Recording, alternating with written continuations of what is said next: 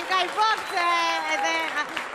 I don't want to jinx anything, but I think this is my life. Honestly, this is ridiculous. All my girlfriends, like I'm at the age, they're all getting married and having babies, which is just terrible.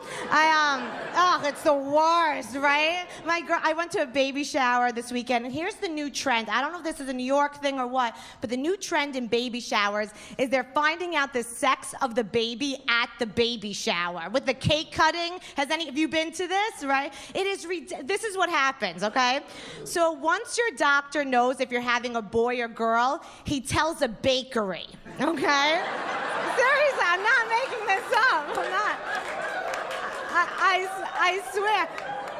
The bakery delivers a cake to your baby shower, okay? You cut the cake in front of your friends and family. If the inside is pink, you're having a girl. If the inside is blue, you're having a boy, okay? This is bullshit, right? Back me up, people. This is terrible, right? I would never do this because I know if I was pregnant and kept it, you know. Let's be honest. Let's be honest. Anyway, if I was pregnant, I wouldn't do this because I'm telling you, if I cut that cake in front of my friends and family, my luck, the inside would be chocolate, you know? My boyfriend would be like, what the hell? I'd be like, surprise! I'm having Jamal's baby, you know?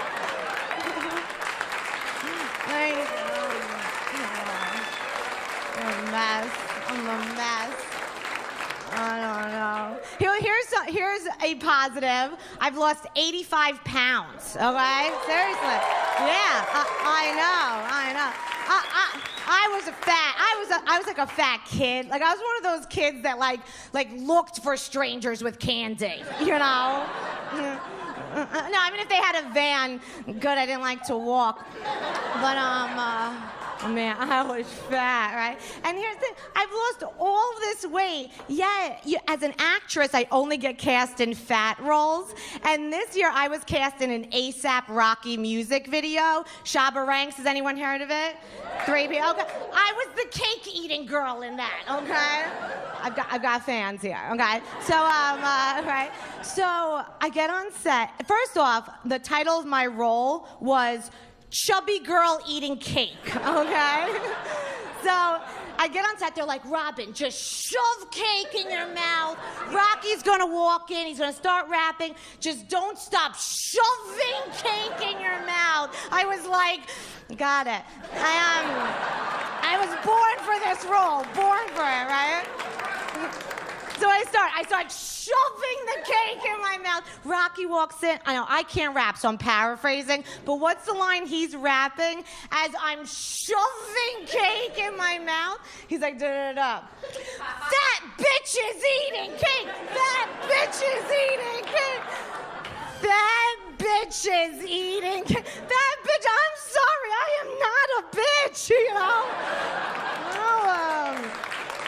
Ridiculous.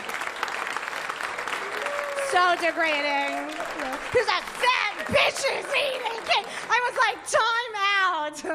I need more cake. Real success story. That night I came home. I want to eat all the time, right? Like even like with my guy, I'll be like, oh, let's incorporate romantic foods in the bedroom, you know, like sexy foods, like hash browns and bacon, right?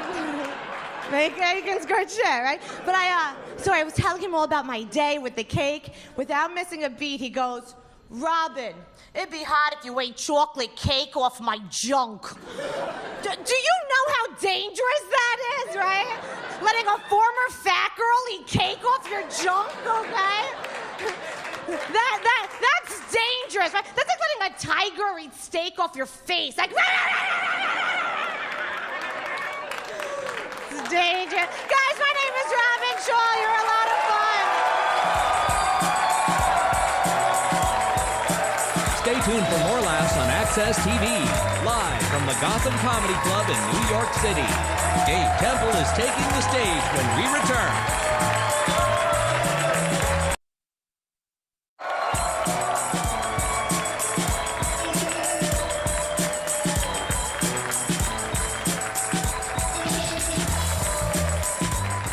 Welcome back.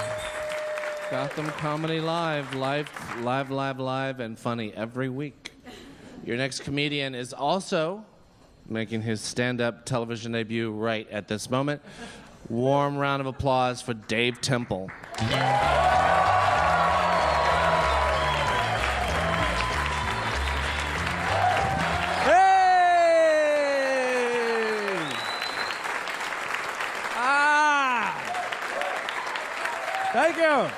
Thank you. It's good to be here. Good to be here in New York. I'm actually doing this show slightly sober. Now, I was like too much of a confident drunk, you know what I mean? Like, I was a drinker and driver too. That was the worst. Like, I've been doing it for years. I know my number is coming, right? Like, that DUI is on its way. They got signs on the side of the road now. Kind of scare me. DUI, you can't afford it. Have you seen this sign? That's a very presumptuous sign. You don't know what I can afford. That's the confidence in me when that alcohol gets there. You don't know what I can afford. I just might have to. Go ahead, write the ticket. What? In court, like, yeah, you didn't know I was rolling like that, did you? Like, I get it, though. I get a sign like that. Like, it's necessary, because, like, we take it too far when you get to drinking and driving. Like, I was one of those people, late night, coming from a show, in that middle lane, swerving all around, 2:30 in the morning. I don't know where I got this idea from. I thought it was okay to just put my hazard lights on. As if that solves the problem, right? No. I'm just drunk, right? Like my night was just, whoo, I am a mess. Let me go ahead and put these hazard lights on. I'm yelling at cars behind me, go around, I'm a hazard. I didn't care who was back there. One time the cops were back there with the red and blues on. Whoop, whoop, go around. Yeah, I got my hazard lights on, I'm a hazard. But it's weird, like the alcohol gave me that confidence, right? Because we all get there, we all think we have it, right? We all think we got it, and we tell ourselves, it's just a 15-minute ride, all I gotta do is stay in the lines, and you coach yourself, and you climb in there anyway. I got it, roll the windows down, right? Turn the AC up, you might turn the music up, try and sing along. I would close one eye to get rid of the double vision. I'm right there behind that wheel. 15 minutes to stay in the lines, right? 5 minutes into that ride, what happens? I find myself dodging trees. Whoa! Whoa! Who put trees on the West Side Highway? Like, I'm upset. Now, I make it the other 10 minutes home. I get to park my car in front of my house, and I actually have to say a prayer and thank God that he had mercy on me after another reckless night of drinking and driving. And that's when I realized the trees I was dodging are actually air fresheners hanging from the rearview mirror. Oh, get the... Woo! Gotta stop drinking. Grow up, take a cab. That's the responsible thing to do. Oh, and I think I'm grown. 31 this year, right? That's a real number. You're grown at 31, right? Some of you don't agree. I don't either. Like, I know I'm not grown by the way I conduct myself when I'm in my apartment by myself. Like today, I caught a glimpse of myself in the mirror. For some reason, I still did this. I just flinched at myself. I saw myself and said, you look good today. I'll mess somebody up at the comedy show. Ooh, I wish somebody would, right? Fellas, as long as you have testosterone in your body, you will always what? I wish you, ooh! Ladies, you're not wired the same way we are. Like, you might look in the mirror, look at your butt a little bit, might take a picture, see the squats are coming in nicely, but it doesn't result in you might scratch a chick's face tonight at Gotham. You're not wired the same. Men, we're like dogs. We just see ourselves, roo, roo, like... Childish behavior, people. All of my behavior is childish. Like, am I the only one at 31 that still balances the light switch halfway between off and on? Just to see when the circuit breaks, right? Like,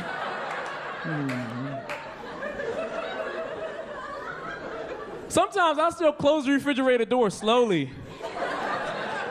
Then peek inside to see when the light goes off.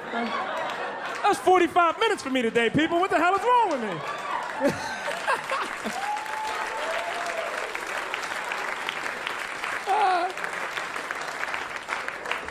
I don't know, I gotta grow up. I gotta grow up sometime, which is sad, because I have kids I'm supposed to be raising. I do mean supposed to. I'm doing a terrible, I have no idea how to step up when it comes time to have a real conversation with my kids. I got 2 girls, 9 and 3, daughters, right? Beautiful little girls. My 3-year-old once walked in on me while I was peeing. Typical 3-year-old little girl question, Daddy, what's wrong with your vagina?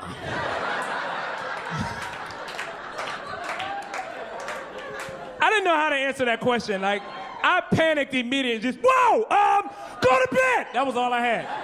Go to bed, it's past your bedtime. That's wrong with my vagina.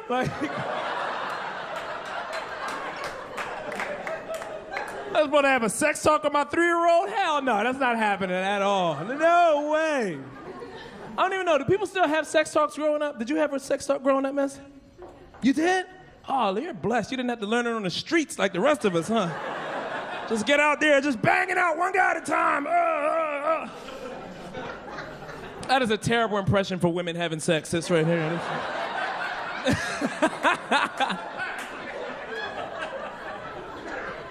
I had a sex talk early. Mom wasn't playing. I was 8 years old when I had a sex talk.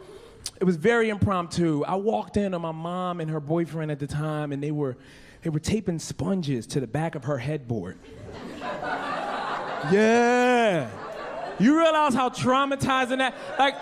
I would rather walk in on the act as opposed to them preparing for later on. I'm 8 years old, I know nothing about sex. I'm the one asking the questions now. Why are you putting sponges on your bed, right? He answered for her. So you get some sleep, little nigga. That was my sex talk.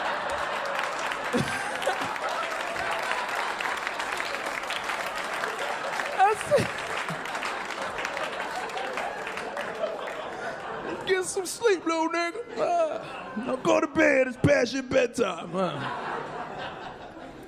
I don't know, I gotta get my life together. I think I might need Jesus or something like that. I don't know, anybody here real religious?